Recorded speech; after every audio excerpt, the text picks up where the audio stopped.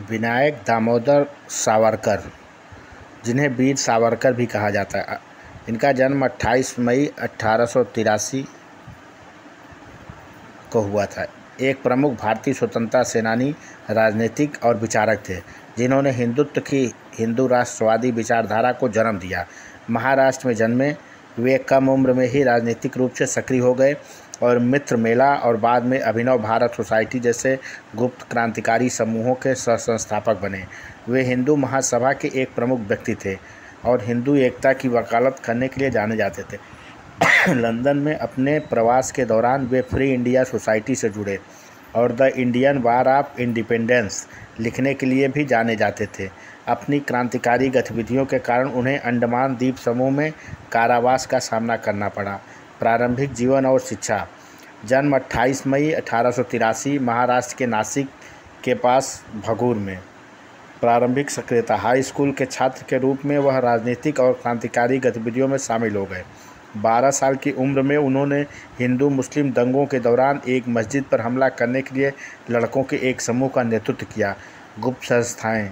1903 में उन्होंने और उनके भाई गणेश सावरकर ने गुप्त संस्था मित्र मेला का गठन किया, जो बाद में ब्रिटिश शासन को समाप्त करने के लिए अभिनव भारत सोसाइटी के रूप में विकसित हुआ। कॉलेज। उन्होंने पुणे के फर्ग्यूसन कॉलेज में शिक्षा प्राप्त की, जहां उन्होंने अपनी राजनीतिक गतिविधियां जारी रखी। शिक्षा। वे कानून की पढ़ाई करने के लिए लंदन गए और लोकमान्य तिलक से छात्रवृत्ति प्राप्त की।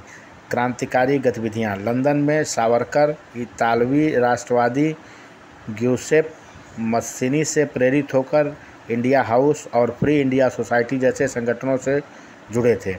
भारतीय स्वतंत्रता संग्राम। उन्होंने यह पुस्तक लिखी जिसमें 1857 के भारतीय विद्रोह को भारतीय स्वतंत्रता के प्रथम युद्ध के रूप में प्रस्तुत किया गया तथा इस पुस्तक पर अंग्रेज़ों ने प्रतिबंध लगा दिया। 1910 में उन्हें क्रांतिकारी गतिविधियों के लिए गिरफ्तार कर लिया गया और मुकदमे के लिए भारत ले जा रहा था। भागने का प्रयास। जब जहाज़ फ्रांस के मार्सिले में रुका तो उन्होंने भागने का प्रयास किया, लेकिन उसे पुनः पकड़ लिया गया और वापस भारत भेज दिया गया। कारावास और बाद का जीवन। उन्हें एक ब्रिटिश जिला मजिस्ट्रेट की हत्या में संलिप्तता का दोषी पाया गया और 2 आजीवन कारावास की सज़ा सुनाई गई।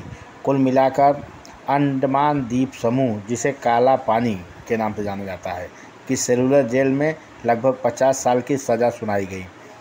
रिहाई। 1921 में भारत वापस लाए जाने के बाद उन्हें 1924 में रिहा कर दिया गया। हिंदू महासभा। सावरकर बाद में हिंदू महासभा में एक अग्रणी व्यक्ति बने।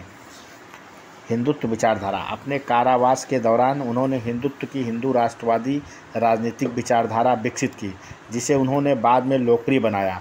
बाद के वर्ष में वे एक शक्तिशाली वक्ता और लेखक बने रहे तथा हिंदू राजनीतिक और सामाजिक एकता की वकालत करते रहे।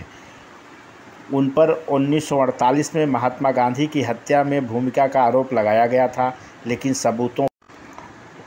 उनका निधन 26 फरवरी 1966 को मुंबई में हुआ था।